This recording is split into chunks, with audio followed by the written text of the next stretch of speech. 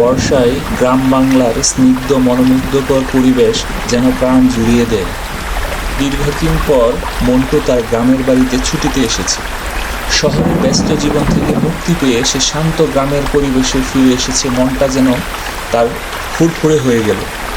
বর্ষার অনুপম ছোঁয়ায় তার চারপাশ ধুয়ে মুছে ঝকঝক তকতকে করে দিয়েছে। এখানেই বর্ষার সার্থকতা। মন্টু আসার পর থেকে টানা 2 দিন ধরে বৃষ্টি হচ্ছে, যেন থামছেই না। গ্রামের বাড়িতে বসে বসে ঝিরিঝিরি বৃষ্টি শুনতে শুনতে মন্টুর মন ছোটবেলার স্মৃতিতে ভাসতে লাগে। এখানে সে ছোটবেলায় কত মজা করেছে। বৃষ্টির দিনে কাদা মেখে খালে বিলে পানিতে ঝাঁপ দিয়েছে, সবার সাথে ধান খেতে দৌড়ানো। এসব স্মৃতি একের পর এক মন্টুর মনে পড়তে লাগলো। বৃষ্টির দিনে মাছ ধরার কথা তো অন্যরকম অনুভূতি। তাছাড়া বৃষ্টির শব্দে ঘুম ভাঙলে মনে হতো স্বপ্নের রাজ্যে ফিরে গিয়েছি। ঝিরিঝিরি বৃষ্টিতে প্রকৃতি যেন এক নতুন রূপে সেজে ওঠে। মন্টু ঘরে বসে চা খেতে খেতে বৃষ্টির পরিবেশ দেখছিল। সে মনে মনে ভাবতে লাগলো, বৃষ্টি আসলে প্রকৃতির মাঝে এক দারুণ পরিবর্তন দেখা যায়। সেই সাথে মানুষের মনের ভেতরও পরিবর্তন ঘটে। বৃষ্টির দিনে মনের ব্যাকুলতা যেন আরও বেড়ে যায়। ঠিক তখনই মন্টুর গ্রামের চাচাতো ভাই রাহাত এসে বলল, কি রে মন্টু, একা একা বসে আছিস?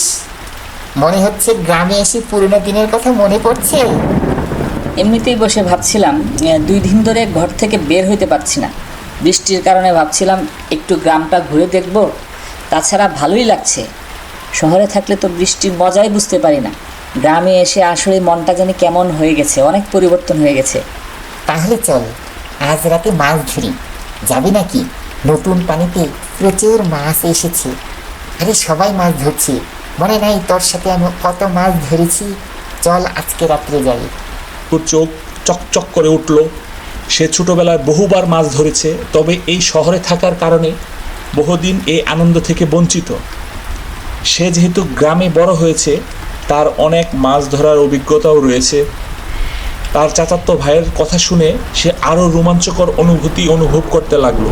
সে আনন্দিত হয়ে তার চাচাতো ভাইকে স্বাগত জানালো মাছ ধরার ব্যাপারে। সত্যি? তাহলে চল আজকে রাত্রেই যাব।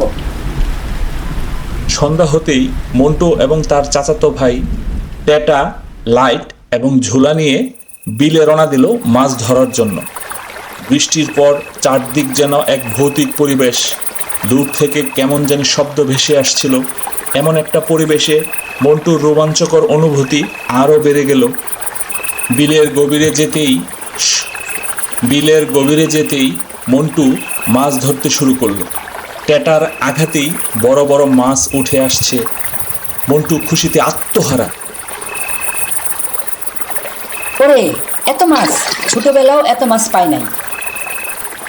আরে এরকম বর্ষাকালে মাছ পানির গন্ধে অল্প পানিতেই বড় বড় মাছ চলে আসে। তবে সাবধান, বেশি দূরে যাস নে। আরে কিছু হবে না, চিন্তা করিস না। আমি কি এর আগে কখনো মাছ ধরি নাই নাকি? এত বড় হয়ে গেছি, মাছ ধরতেই তো এসেছি। একের পর এক টেটা দিয়ে মাছ ধরতে লাগলো মন্টু, এবং তার ঝোলা আস্তে আস্তে ভরে যাচ্ছে। মাছের নেশায় মগ্ন হয়ে মন্টু বিলের মাঝে মাঝে চলে এসেছে, সবাইকে ছেড়ে। সে নিজেও জানে না সে কতটুকু দূরে চলে এসেছে। আসলে সে এক মায়াজালে আবৃত হয়ে গিয়েছে। এখানে মাছের নেশায় সে অনেক দূরে বিলের মাঝে চলে এসেছে। চারপাশে যেন ভৌতিক পরিবেশ। মন্টু খেয়ালই করতে পারেনি সে বিলের মাঝে চলে এসেছে এবং এক মাছ খেকু পেতনি তার উপর ভর করেছে।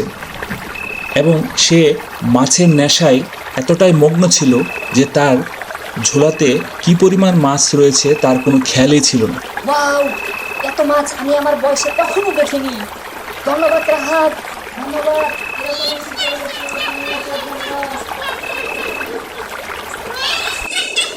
মাছ খেতে পেতনি একটার পর একটা তার ঝোলা থেকে মাছ খেতে লাগলো এবং সব মাছ খেয়ে মন্টুর ঝোলা খালি করে দিল। এমন ভৌতিক পরিবেশে মন্টু মাছের নেশায় সে এতটাই মগ্ন ছিল যে সে কোথায় চলে এসেছে, কোথায় মাছ রাখছে কিছুই তার খেয়াল নেই। শুধু তার চোখের সামনে বড় বড় মাছ দৌড়াচ্ছে এবং টেটা দিয়ে একটার পর একটা মাছ তুলছে, পিছনে থলিতে রাখছে। হঠাৎ যেন পরিবেশটা ভারী হয়ে উঠেছে। কেমন যেন এক ঠান্ডা বাতাস মন্টুর শরীরকে নাড়া দিয়েছে। মন্টু তখন হঠাৎ মনে হলো তার ঝোলা হালকা লাগছে। সে পেছনে তাকিয়ে দেখলো তার সব মাছ উধাও, কেবল মাছের কাঁটা পড়ে আছে। তার বুক ধক করে উঠল। হঠাৎ তার অনুভব হলো কেউ যেন তার কাঁধে হাত রাখল। সে চিৎকার করতে গিয়েও সে দিয়ে কোনো শব্দ বেরোচ্ছে না। সে আতঙ্কিত হয়ে পড়ল এবং মন্টু বুঝতে পারল তার সাথে একটা কিছু হয়েছে। সে কিছু বলার আগেই তার সামনে ভেসে আসলো মাছ খেকো পেতনি।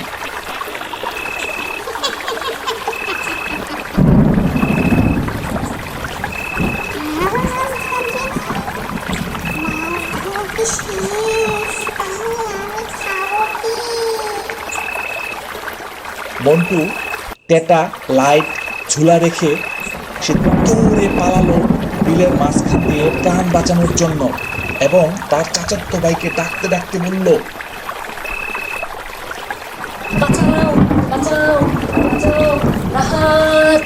আতঙ্কে সে দৌড় দিতে গিয়ে কেন জানি সে দৌড়াতে পারছে না। মনে হচ্ছে তার পা কে যেন ধরে রেখেছে। অন্যদিকে রাহাত খেয়াল করলো মন্টুর আলো অনেকক্ষণ ধরে দেখা যাচ্ছে না। সে চিন্তিত হয়ে দৌড়ে মন্টুর কাছে চলে আসতে লাগলো। মন্টু, মন্টু তুই কোথায়? অনেক খোঁজাখুঁজির পর রাহাত হঠাৎ করে দেখলো মন্টু যেন পানিতে ভেসে আছে। মন্টুকে ধরে নিয়ে সে বাড়িতে নিয়ে গেল। কোনোভাবে মন্টুর জ্ঞান ফিরছে না। মন্টু অনেক ভয় পেয়েছে।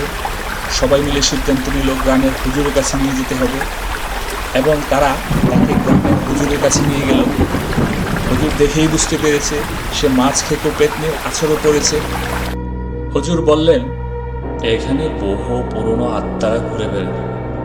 অভিশপ্ত আত্মারা মানুষের কোনো ক্ষতি না করলেও এরা একা মানুষকে পেলে ভয় দেখায়।